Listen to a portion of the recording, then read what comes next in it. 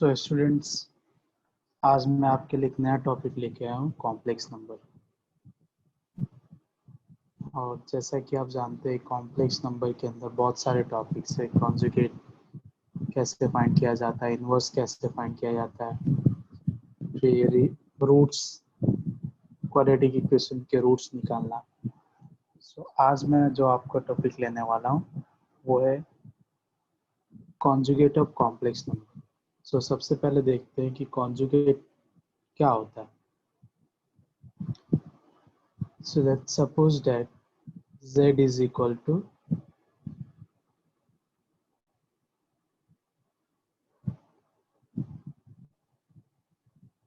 3 plus 0i। जैसा कि आप देख सकते हैं यहाँ पे रियल पार्ट जो है कॉम्प्लेक्स नंबर का वो 3 है और जो इमेजिनरी पार्ट है वो 0 है। सो जब हम कॉन्जुगेट लिखते हैं, सो कॉन्जुगेट को रिप्रेजेंट करने के लिए जेड बार का यूज किया जाता है, जिससे हम लिखते हैं 0 माइनस इमेजिनरी पार्ट। अब जैसा कि आप देख सकते हैं, जो हमें दिया गिवन नंबर था z, वो 3 प्लस 0i था। और जब मैंने कॉन्जुगेट लिखा, मैंने किस साइन को चेंज किया, इमेजिनरी पार्ट। यानी जब भी आप कॉन्जुगेट लिखेंगे तो आपको सिर्फ इमेजिनरी पार्ट का ही साइन चेंज करना है। ओके, हम देखते हैं सेकेंड एग्जांपल। सपोज हमें कॉम्प्लेक्स नंबर z2 दिया हुआ है 7 माइनस 3/2i। तो जब हम इसका कॉन्जुगेट लिखेंगे, z2 का कॉन्जुगेट, तो हमें यहाँ पे सिर्फ ये जो आप इमेजिनरी पार्ट का माइनस साइन देख रहे हैं, इस माइनस साइन को ही आपको रिप्लेस करना है।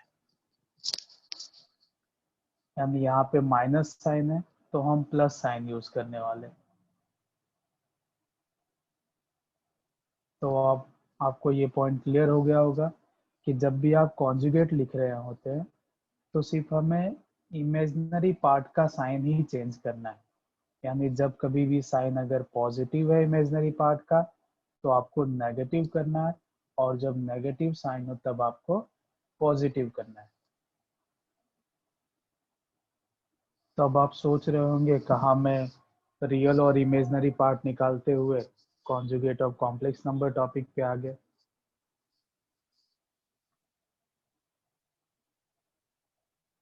अब क्वेश्चन ये है कि कॉन्जुगेट हम क्यों सीख रहे हैं, इसका यूज करके हम क्या फाइंड करने वाले।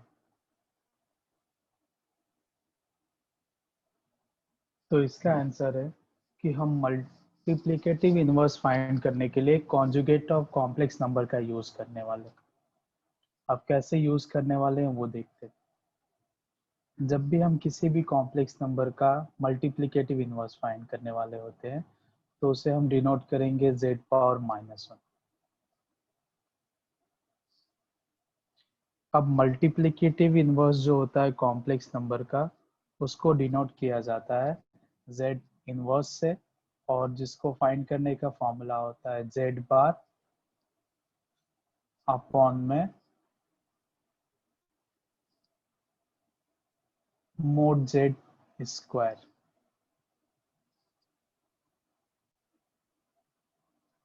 अब यहाँ पे दो चीजें हैं कि हम कॉन्जुगेट फाइंड करें, जो कि हमने ऑलरेडी डिस्कस कर लिया कि कॉन्जुगेट नंबर्स कैसे फाइंड किए जाते हैं। दूसरा है कि मोड कैसे निकाला जाए। तो आप लोगों ने ऑलरेडी वेक्टर में पढ़ा होगा फिजिक्स के अंदर। मान लीजिए z is equal to a plus i बी। तो जब हम इस नंबर्स का यानी मोड फाइंड करने वाले रहते हैं, मोड स्क्वायर, तो हम लिखेंगे रियल पार्ट का स्क्वायर प्लस इमेजिनरी पार्ट का स्क्वायर। और हमें ये जो वैल्यू मिलेगी ये एक न्यूमेरिकल वैल्यू मिलेगी।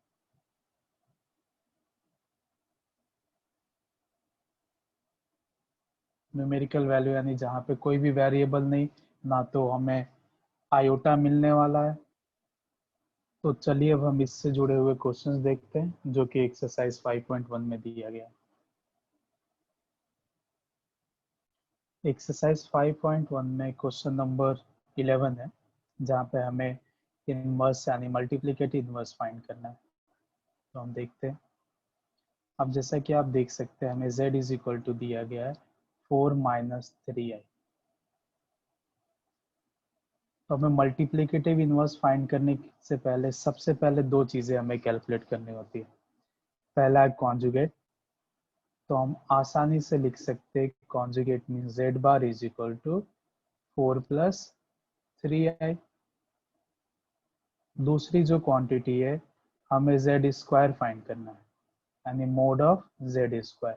तो जैसा कि मैंने डिस्कस किया था, आपको रियल पार्ट का स्क्वायर करना है प्लस इमेजनरी पार्ट का स्क्वायर करना है, जो कि हमें यहाँ पे दे रखा है 4 का स्क्वायर और 3 का स्क्वायर।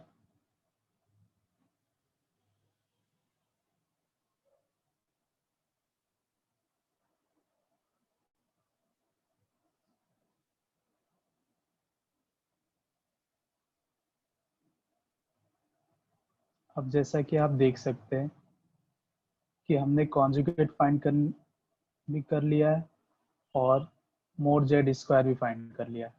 तो अब हमें इनवर्स फाइंड करना है, मल्टीप्लिकेटिव इनवर्स। तो हमारे पास मल्टीप्लिकेटिव इनवर्स का फॉर्मूला दिया गया है, जैसा कि हमने पहले डिस्कस किया। Z inverse multiplicative inverse is equal to conjugate of Z upon mod square of complex number. तो हमारे पास कॉन्जुगेट है 4 प्लस 3i और जो हमें z का स्क्वायर मिला है मॉडुलस का स्क्वायर, वो है 25। अब जब कभी भी हम कॉम्प्लेक्स नंबर को लिख रहे होते हैं तो हमें पता है कि यहाँ पे दो पार्ट्स होते हैं, एक तो रियल पार्ट और दूसरा इमेजनरी पार्ट। तो सिंपली हमें क्या करना है, ये जो डिनोमिनेटर है आपको इसे a के अपॉन में लिखना है और सेम डिनोमिनेटर b यानी इमेजनरी पार्ट के अपॉन में लिखना है। तो हम इस 25 को दो पार्ट्स में सेपरेट कर देते हैं, 4/25 plus 3/25i।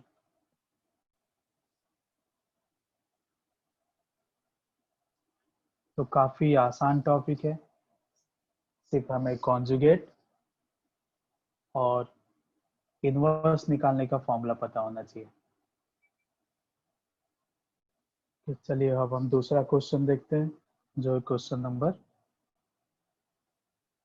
13। Find the multiplicative inverse of -i। अब यहाँ पे देख सकते हैं जो कॉम्प्लेक्स नंबर है वो सिर्फ इमेजनरी पार्ट ही कंटेन कर रहा है। तो सबसे पहले तो हम इसको रियल और इमेजनरी पार्ट के कॉम्बिनेशन में लिखने वाले हैं। सो हम लिख सकते हैं z is equal to 0 minus 1i। फिर हम कॉन्जुगेट फाइंड करने वाले, z bar equals to 0 plus 1i। अगर आप चाहे तो 1 इमेजनरी पार्ट के आगे लिख भी सकते और नहीं भी लिख सकते।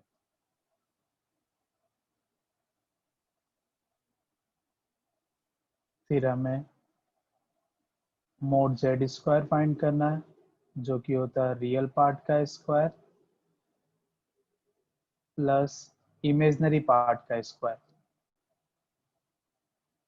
सो इमेजनरी पार्ट चाहे आप यहाँ से ले या यहाँ से ले, हम -1 तो नहीं लेने वाले और ना ही किसी नेगेटिव का स्क्वायर नेगेटिव हो सकता है। सो हमें जेड स्क्वायर मिलेगा 1। सो Z inverse is equal to conjugate of Z upon mod Z square. तो अगर आप इसे लिखते हैं 0 प्लस 1i अपॉन 1, तो फिर से हम इसे लिख सकते हैं 0 अपॉन 1 प्लस 1 अपॉन 1, या आप चाहे तो डायरेक्ट i भी लिख सकते, that is again equals to 0 plus i। और जैसा कि आप देख सकते हैं 0 रियल पार्ट है जिसकी कोई वैल्यू नहीं है, तो आप इसे लिख सकते हैं i। एक्सरसाइज 5.1 के अंदर जो लास्ट क्वेश्चन हमें दिया गया है, जिसे हमें एक्सप्रेस करना है a प्लस आई बी के फॉर्म में, तो सबसे पहले तो हम जो इक्वेशन में दिया हुआ उसे कॉपी कर लेते हैं।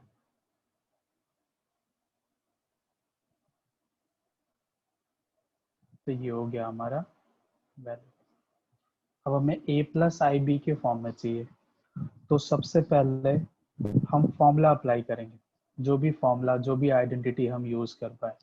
तो आप देख सकते हैं ऊपर सेम रियल और इमेजिनरी पार्ट्स है, जो कि a प्लस बी और a माइनस बी के फॉर्म में, यानी हम चाहे तो नोमिनेटर में a प्लस बी और a माइनस बी का फॉर्मूला यूज कर सकते हैं, जो कि होता है ए square minus B square.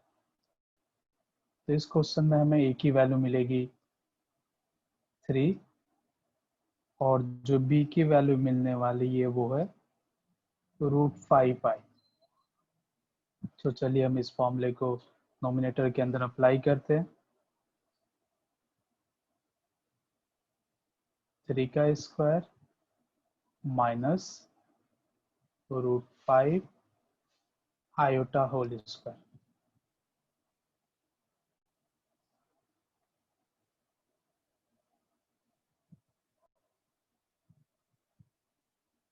Upon में आप देख सकते हैं कि अपॉन में दोनों ब्रैकेट के बीच में ये माइनस साइन है, तो सबसे पहले तो हम ब्रैकेट को ओपन करते हैं। सो √3 प्लस √2i। अब यहाँ पे माइनस साइन की वजह से इन दोनों नंबरों का जो साइन है वो चेंज होने वाला है। सो √3 नेगेटिव हो जाएगा और जो √2i है वो पॉजिटिव हो जाएगा। अब दूसरा जो स्टेप हमें करना होता है, ऊपर तो हम ए स्क्वायर माइनस बी स्क्वायर की आइडेंटिटी लगा रहे, और जो डिनोमिनेटर है हमें रियल और इमेजिनरी पार्ट को साथ में करना होता है। सो हमें डिनोमिनेटर मिलेगा 9 माइनस 5i स्क्वायर, और डिनोमिनेटर को अगर हम रियल और इमेजिनरी पार्ट्स को कंबाइन करें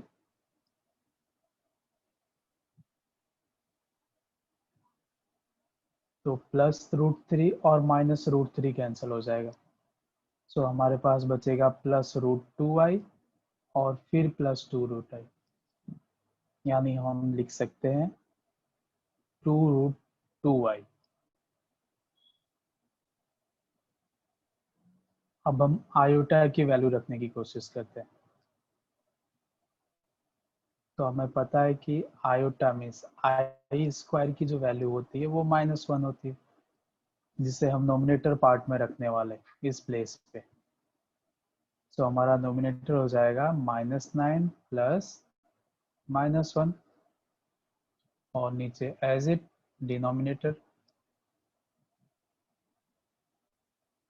अब हम नोमिनेटर पार्ट को और सिंप्लीफाई करने की कोशिश करते हैं। सो हम लिख सकते हैं 9 और प्लस माइनस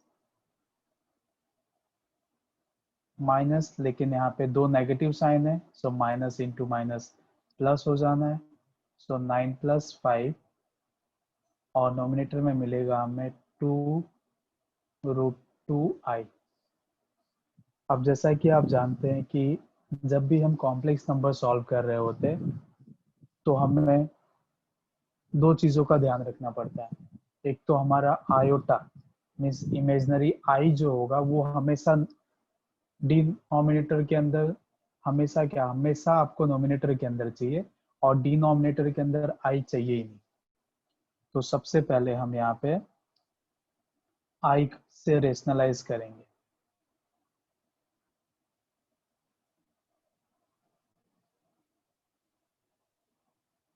सो हमें मिलेगा 14i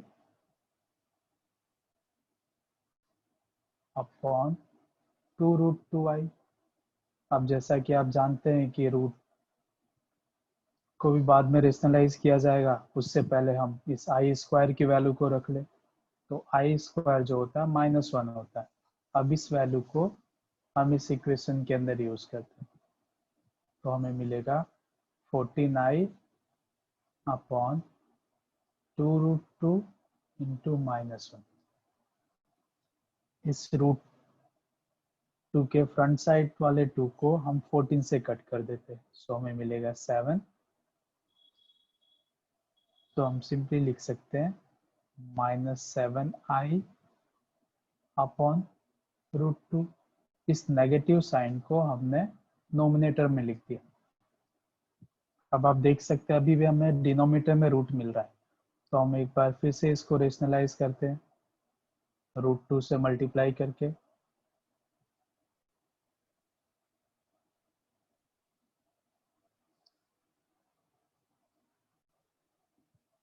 सो हमें मिलेगा 7√2i अपॉन 2। अब जैसा कि आप देख सकते हैं कि हमें क्वेश्चन में दिया है कि you have to write in the form of a plus ib, तो हम यहाँ पे लिखने वाले हैं, हमारा रियल पार्ट तो है नहीं, फिर भी हम रियल पार्ट इन्वॉल्व करना चाहते हैं, सो हम लिखेंगे 0 माइनस 7√2 अपॉन 2i। तो ये हमें a प्लस आई बी के फॉर्म में हो गया। आप और चाहें तो पॉजिटिव साइन के साथ 0 प्लस इस नेगेटिव साइन को अंदर कर दीजिए, आई लिख सकते हैं। So I hope there is no doubt in exercise 5.1. So we will discuss about the exercise 5.2 in our next video. So just keep watching and stay tuned.